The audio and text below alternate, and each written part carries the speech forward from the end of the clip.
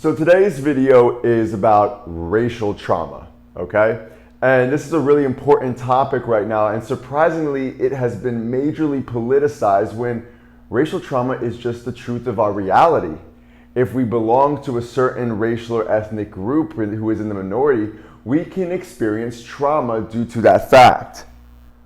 So what is racial trauma? It's the emotional and psychological effects that one experiences due to racial discrimination, okay? And so oftentimes this occurs when we feel that our safety, our external safety, is threatened due to our racial or ethnic background. We do not feel as safe in our external environments because of our ethnicity. Now, as a white person, when I was going through my trauma recovery, I never had to worry about my safety necessarily being threatened in the external world, okay? And that gave me more space to heal my trauma. Had I been black or a person of color, right, that could have been very different because I wouldn't have even been given that other space to feel safe within my environment. Also, racial trauma occurs when we have to deny or betray aspects of ourselves due to our racial or ethnic background. So, if you're black, this might mean code switching, where you constantly have to change the way that you talk to people relative to certain situations, okay? Or it could also mean that you feel unsafe to express anger as a black person, that it might be treated differently relative to a white person was expressing anger in a public space or form. All right. This could also mean, if you're Asian, having to be the model minority, right? Maybe having to repress certain aspects of yourself, maybe wanting to rebel or be more creative, right? But you are kind of put under this certain stereotype that you have to carry out to the extent where you're betraying aspects of ourselves. You see, racial trauma does go beyond just having to feel that our safety is threatening due to our racial or ethnic background. It is essentially denying a healthy sense of self, that we have to fit ourselves into a certain box or not express ourselves to our full range of emotions and who we are due to our racial backgrounds. So racial trauma can also be experienced as ancestral trauma, which means that if your ancestors experienced racial trauma, so if you were black, whether it's slavery, if you're Japanese, whether it's internment camps, right? You are going to carry that racial trauma from your ancestral line, all right? These things impacted people tremendously, making them feel inferior, okay? So when we have that, those trauma responses will be passed down to us. And this is something that people are not taking into consideration in today's racial environment. So what are some forms of racial trauma? Well, there's interpersonal racial trauma. This often happens when someone degrades, demeans you, right, in an interpersonal situation due to your racial background. This is oftentimes when we get derogatory names called, right? Even me as a Jewish person, I was the only Jewish person in the school I grew up in. I got Nazi signs drawn on my binder. Like that's a form of interpersonal trauma, just from an example in my own life, right? But if a black person were to be called the N-word, okay, or Hispanic people are being called derogatory terms, it is demeaning. It is making you. There is an implicit message that you are less than, and that is interpersonal racial trauma. There's also systemic racism. Okay, these are when groups of people are not given the same advantages and privileges under institutional structures relative to people of other racial ethnic backgrounds, okay?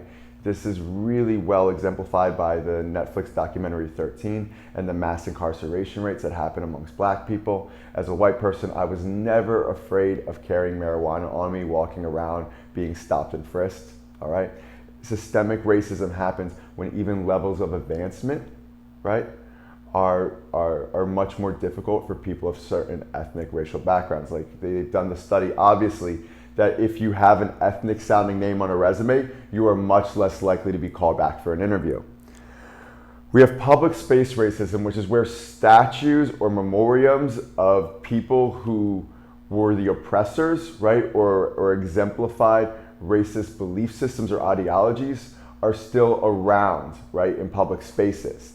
All right, there's a lot of implicit messages here. They're still around to convey that these ideologies still exist and to let people know of different racial or ethnic backgrounds that they are less than, okay? So public space racism is a very real thing.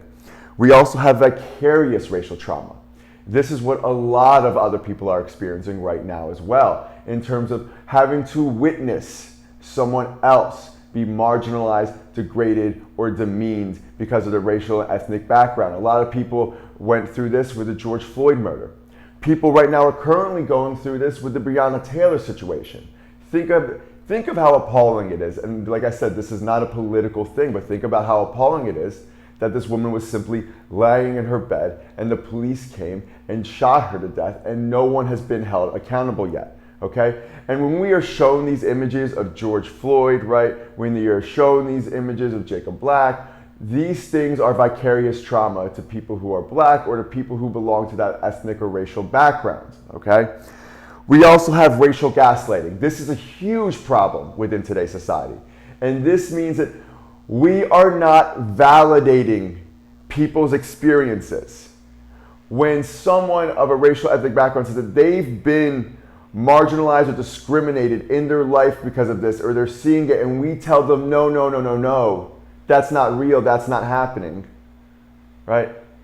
We're gaslighting them. We're causing these people to question their own instincts, their own reality. Racial gaslighting is a huge issue within today's society. So how do we heal racial trauma? Well, if you're someone who holds racist beliefs and racist ideologies, and honestly, probably all of us do from ancestral lines in the way that our society has just been built over the last few thousand years, right? We have to begin doing the anti-racism work, which starts with shadow work, all right? And that's observing and witnessing any thoughts of, racial superiority, right? Or that these people have a certain attribute due to being of a certain racial ethnic background, just becoming the observer and witness to this and noticing how maybe being white affects you, how it's giving you certain advantages, right? Or if you're a person of color or Black, how it's affected you in other negative ways, okay? Right? It's also being aware, right? If you have been marginalized due to your racial ethnic background, the self-limiting beliefs that arise because of that. Maybe you do feel like you're less than. So the shadow work involves you locating and allowing these self-limiting beliefs to arise due to your racial background, and becoming aware of them. It's also then vocalizing. So we need, as white people, sometimes to hold space for others to vocalize and express and voice things that have happened to them, what their racial trauma is. It is so important, if you've been through racial trauma, to have the means and the channel to be able to express that, to be able to vocalize that, voice that, whether that's writing or speaking in front of people. Some way, somehow, you have to honor and speak your truth. There's also cultural somatics. This is kind of just coming in. I haven't done it personally, but it's the belief that certain racist ideologies, since they're in ancestral lines, are held within the body, are held within our physiology, right? So that if we're a white person and we see a Black person walking by, our nervous system actually immediately conveys danger when there doesn't need to be danger. That kind of racial prejudice underlies the conscious mind and can actually be held in the physical body, and that we have to do some somatic healing to release that. There's also releasing emotions. If you've been through racial trauma, you've likely had to suppress those experiences, especially if you've been gaslighted, okay?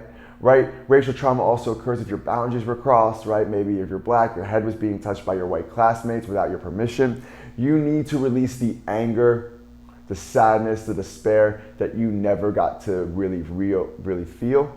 Because if you don't release emotions, it can just lead to addiction, physical illness, okay? If you've been through racial trauma, you need to find a therapist who, right, is aware of racial trauma and can hold that space for you. Also, the very end of the process is forgiveness. Forgiving the oppressors. Forgiving the people who have created this racial trauma in your life.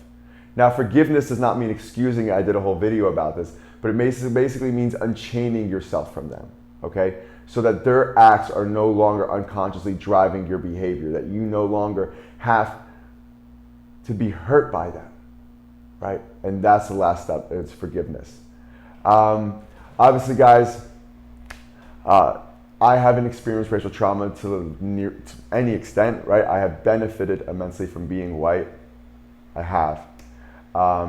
So I did want to cover this topic because racial trauma is very important. It is an important part of someone's healing process, okay, especially within our current cultural context. Thank you for watching. Please make sure to subscribe to my video.